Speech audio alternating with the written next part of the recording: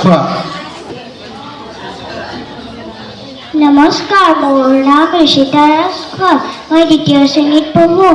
আজি মোৰ নিৰ্ধাৰিত কবিতাৰ শিৰোনাম গছ ভাল পোৱা ককাৰ খং। কবি ডাক্তৰ ভৱেন্দ্ৰনাথ শইকীয়া। ভাল পালোঁ ৰঘুনাথ, তুমি মোক পুতেৰাৰ বিয়ালৈ মাতিলা। পিছে ৰভাখন দিবলৈকে আমলখি গছজোপা কিয়নো কাটিলা? আলহী অতিথি যাব, ৰভা নাইকিয়া হ'ব, বোৱাৰীয়ে ঘৰখন দিবহি পুৰাই।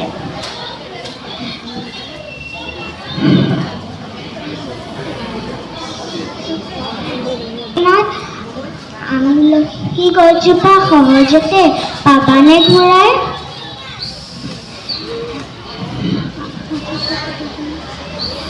দৰাটিক মাতাচোন, এজোলোকা আশীৰ্বাদ দিওঁ আৰু যাওঁ।